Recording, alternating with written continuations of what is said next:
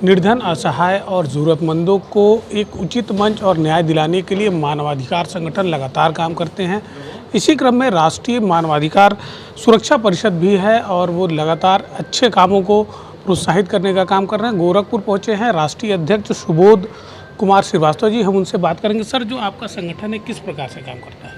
देखिए, संगठन का जो बेसिक ऑब्जेक्टिव है ये है कि हमारे जो संवैधानिक अधिकार हैं उन अधिकारों के विषय में लोगों को जागरूकता प्रदान करना और उनको उनके अधिकार दिलवाने में निःशुल्क कानूनी सहायता उपलब्ध कराना। उसके लिए हमारे पास पूरा लीगल पैनल है, करीब 5-6 हज़ार अधिवक्ता हमारे साथ जुड़े हुए हैं जो कानूनी परामर्श देते हैं पूरे हिंदुस्तान में।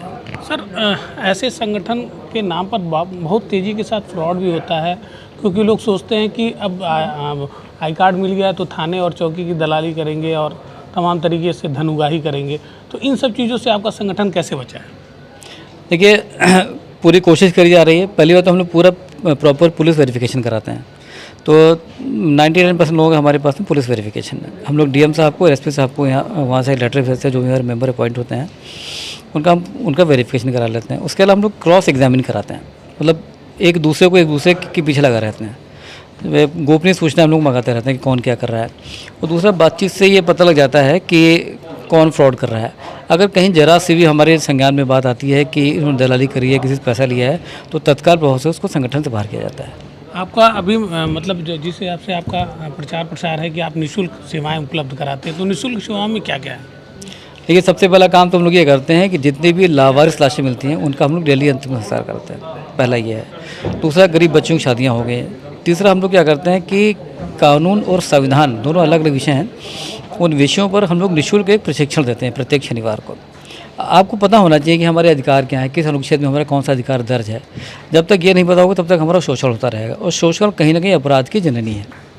तो हम लोग ये सारी चीज़ें हम लोग निःशुल्क जो उपलब्ध कराते हैं। सर, गोरखपुर में आपका संगठन काम कर रहा है। गोरखपुर के मुखिया योगी आदित्यनाथ जो यूपी के मुखिया हैं, एक बड़ी जिम्मेदारी बनती है कार्यकर्ताओं पर भी, आप पर भी, तो अपनी निष्पक्षता कैसे जाहिर करेंगे? देखिए, आपका इशारा कहीं ना कहीं राजनीति को लेकर के है। मैं बड़ा स्पष्ट बता दूं कि मेरा किसी प्रकार की राजनीति से कोई मतलब नहीं है। ठीक है, वो चाहे सपा हो, भाजपा हो, बसपा, में किसी पार्टी से कोई मतलब नहीं है। ना अपने कार्यकर्ताओं को कभी बोलता हूँ कि फलानी पार्टी को वोट देना। उनका व्यक्तिगत मत है कि जिसको वोट देना है वोट दें। हमारा सिर्फ इतना मत है कि आप सामाजिक कार्य करें। आप जो समाज के जो पीड़ित वर्ग हैं, आप उनकी क्या मदद कर सकते हैं, आप वो करिए। आप, हमारा राजनीति से कोई ताल्लुक नहीं है। गोरखपुर में संगठन को मजबूत करने के लिए क्या कदम उठाए जाएंगे, क्योंकि जो आज मीटिंग हुई है उनमें किन विषयों पर चर्चा हुई और संगठन को कैसे मजबूत करेंगे?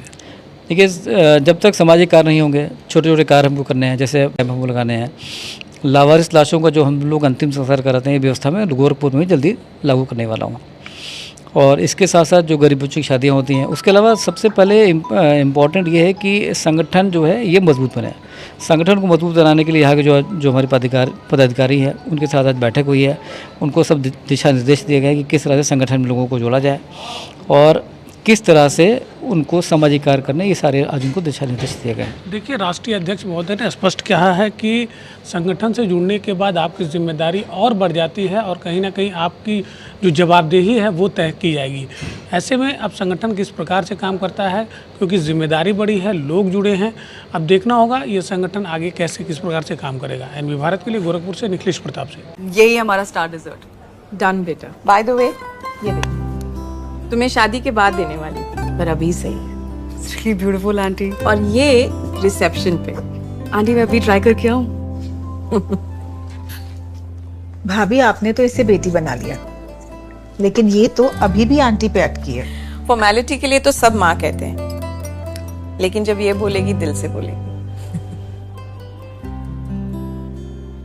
क्या हुआ बेटा, कुछ भूल गई? हाँ, आपको थैंक यू कहना माँ।